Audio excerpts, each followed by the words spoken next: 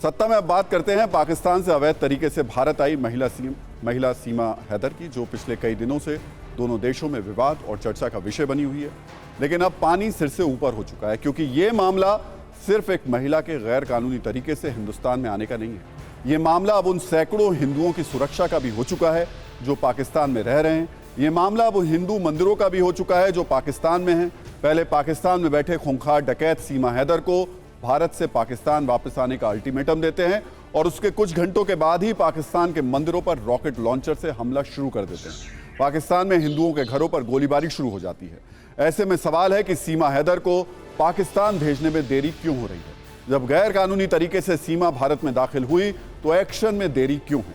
Pakistani I card पर भी जन की गलत जानकारी है। एक के बाद एक खुलासे हो रहे हैं, तो फिर सिस्टम और सत्ता को किस बात का इंतजार है?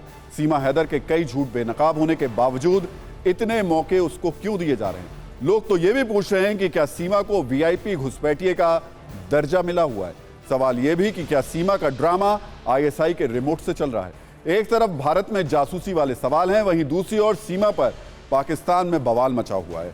सीमा की वजह से पाकिस्तान में हिंदू मंदिरों को तोड़ा जा रहा है, जबकि भारत में सीमा का नॉन स्टॉप ड्रामा जारी है। चिंता की बात यह है कि सीमा की वजह से पाकिस्तान में हिंदू टारगेट पर हैं। सीमा हैदर को पाकिस्तान कब भेजा जाएगा, इसका सॉलिड जवाब किसी के पास नहीं है। कार्रवाई के नाम पर सिर्फ जांच है, पूछताछ है और चौंकाने वाले खुलासे हैं। पुलिस सूत्रों के मुताबिक सीमा, सचिन और सचिन के पिता से एटीएस ने पूछताछ की है। यह पूछताछ नोएडा की एक गुप्त जगह पर हुई और एटीएस जल्द ही सीमा और सचिन के बयान फिर से दर्ज कर सकती है। सीमा हैदर को लेकर यूपी पुलिस की एक टीम नेपाल में मौजूद है। यूपी एटीएस के सामने कई महत्वपूर्ण सवाल हैं। सीमा ने पाकिस्तानी नंबर वाला मोबाइल क्यों नष्ट किया? सीमा ने सचिन और अपने बीच हुए पिछले 7 महीने की चैट क्यों डिलीट की? पाकिस्तान से दुबई और फिर नेपाल के जरिए भारत तक के नेटवर्क का पूरा सच क्या है? इसका जवाब ढूंढा जा रहा है। सीमा ने यात्रा के दौरान जो मोबाइल नंबर इस्तेमाल किए उनकी भी पड़ताल होगी और सीमा के अलावा यूपी एटीएस उसके परिवार के पूरे प्रोफाइल की जानकारी जुटाएगी। यानी ये मामला और उलझता जा रहा है। आगे बढ़ें और पाकिस्तान में हिंदुओं पर हो रहे हमलों से जुड़ी एक्सक्लूसिव जानकारियां आपके साथ अब हम शेयर कर रहे हैं। उससे पहले आप करीब 1 मिनट की न्यूज रील में सीमा के झूठ और गोलमाल का एक बार रिवीजन कर लीजिए। मेरी उम्र बहुत छोटी थी सर, ये झूठ कह रहे हैं कि मैं 20 से 19 साल की थी। मैं 16 से 15 इन्हीं सालों में थी, ज़्यादा बड़ी नहीं थी। और रही बात आधार कार्ड की, तो वो एज थोड़ी कम करवा के मेरे पापा ने बनवा के दिया था, पहली बार जब बनवाया था। शादी हमारी कोर्ट वाली ही हुई थी, ये मैंने सबको शुरू से लेकर बताया था कि मैं किसी और को पसंद। और हैदर का हमारे परिवार में आना बिल्कुल भी नहीं था। कभी भी हैदर के पापा हमारे घर में नहीं आए, हमारा कभी भी ऐसा रिलेशन नहीं रहा। हैदर अनजान था, वहाँ मतलब प्यार क्राइम माना जाता है। तो हैदर से मेरी शादी सिंपल तरीके से कागजी तौर पे कराई गई और उसमें क्या लिखा था वो मुझे नहीं पता। ये मेरे भैया हैं। क्या नाम है इनका? आसिफ। तो ये कब किया था आपने अपलोड? ये इन्होंने, ये मुझे याद नहीं डेट फिक्स यार सर। अच्छा जी सर। वो ये आर्मी में है? आर्मी में अभी हुए थे, अभी ऑफिसर नहीं है, आप देख सकते फोटो में। अच्छा। नए नए हैं सर। जी सर। मतलब ये आर्मी में है, ज्वाइन किया है ना, पाकिस्तान आर्मी में ज्वाइन किया है? बिल्कुल सर। सर हम कोर्ट मैरिज करके तभी आईडी कार्ड बनवाने वाले थे, तभी सब कुछ करके मेरा आधार कार्ड अगर मैं बनवाती तब को पता पड़ जाती ना कि मैं पाकिस्तान से हूँ। हमारा ऐसा कोई इरादा नहीं था कि हम छुप के रहने वाले हैं। तो सीमा हैदर को लेकर भारत में जांच हो रही है, तो पाकिस्तान में हिंदुओं पर हमले हो रहे हैं। पाकिस्तान में रहने वाले 22 लाख से ज्यादा हिंदू दहशत में हैं, क्योंकि वहां चुन चुन कर हिंदुओं को टारगेट किया जा रहा है। आधी रात को हिंदू मंदिरों पर हमले हो रहे हैं। वैसे पाकिस्तान में हिंदुओं और हिंदू मंदिरों पर हमला करना नई बात नहीं है, लेकिन इस वक्त सीमा हैदर की वजह से माहौल बिगड़ा हुआ है।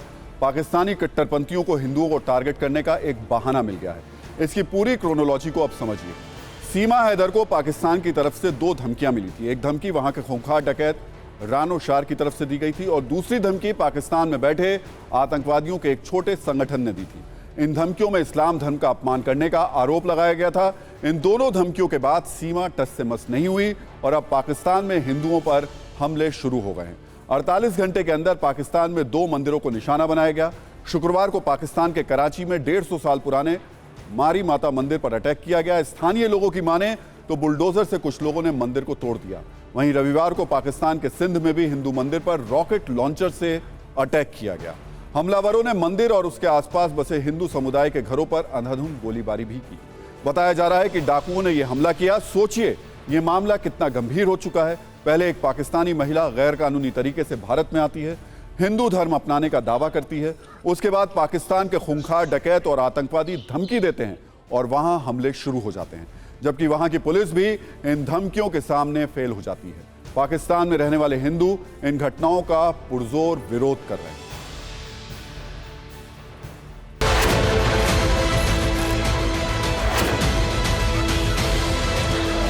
डर भी लग रहा है और बहुत डर लग रहा है कि मुझे हिंदुस्तान अब सच में ना भेज दे, क्योंकि वो धमकियां दे रहे हैं। मुझे बहुत डर लग रहा है।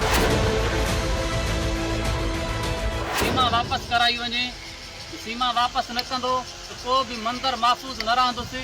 रात भी गोला हणी आयो हुआसीं, आईंदा भी हर मंदिर ते हमलो कंदोमांसि।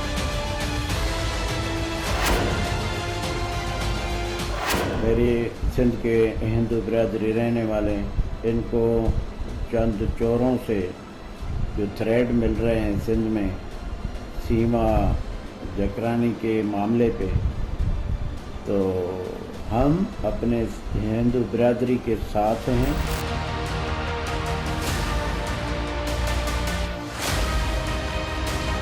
पिछले 24 आवर्स में 2 मंदिर गिराए गए। उससे पहले सीमा हैदर हर जगह वायरल हुई थी, और जो धमकी आई है सिंध के जो डाकुओं का ग्रुप था, वो धमकी जो आई है पिछले 24 आवर्स के अंदर, वो ये थी धमकी कि हम और हिंदू मंदिर को गिराएंगे अगर सीमा हैदर को वापस नहीं भेजा। इस तरह की हरकतें पाकिस्तान ओपनली कर रहा है।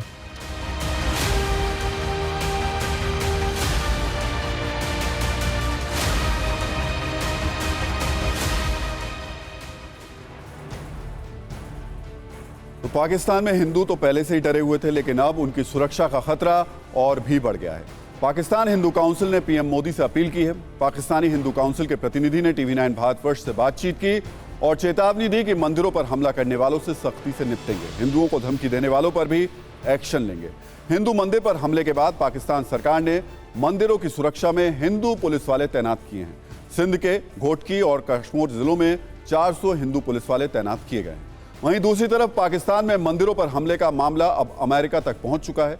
दुनिया में हिंदुओं की बड़ी संस्था हिंदू पैक्ट ने अमेरिकी सांसदों के साथ इस मुद्दे को उठाने का ऐलान किया। आप गौर से देखेंगे तो सीमा हैदर को लेकर भारत से पाकिस्तान तक गदर मचा हुआ है।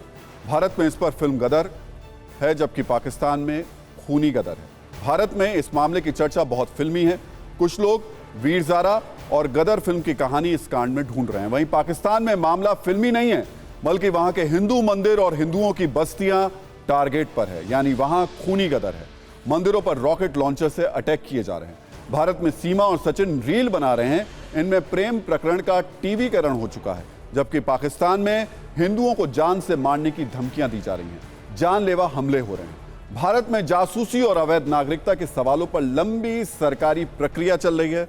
अब जाकर यूपी ATS फुल एक्शन में आई है, जबकि पाकिस्तान में हिंदू खुलकर सामने आ चुके हैं। कट्टरपंथियों, डाकुओं और धमकी देने वाले आतंकवादियों के खिलाफ प्रदर्शन कर रहे हैं। तमाम आरोप प्रत्यारोप और दावों के बीच भारत से पाकिस्तान तक सोशल मीडिया पर सीमा हैदर जबरदस्त तरीके से वायरल। तो अपनी लोकेशन बदलना, झूठ बोलना, पहचान छुपाना, पिछले कुछ महीनों में सीमा हैदर ने यह खूब किया है। सीमा हैदर को लेकर TV9 भारतवर्ष ने एक और नया खुलासा किया। इसमें सीमा के उस अज्ञातवास का पर्दाफाश हुआ जो 13 मई से लेकर 1 जुलाई के बीच था। सीमा हैदर लगातार पहचान छुपाकर अपने प्रेमी सचिन के घर से सिर्फ 1 किलोमीटर की दूरी पर 1.5 महीने तक रही। सीमा हैदर के इस झूठ को लेकर भी जांच जारी है। कुल मिलाकर सवाल यह है कि आखिर सीमा के इतने झूठ पकड़े जाने के बावजूद उसके खिलाफ त्वरित कार्रवाई क्यों नहीं हो रही है। अवैध तरीके से भारत में घुसपैठ करने और रहने के बावजूद उसे वापस पाकिस्तान क्यों नहीं भेजा जा रहा है? किस बात का इंतजार हो रहा है? सत्ता में हम इन प्रश्नों के उत्तर सीधे सत्ता से मांग रहे हैं।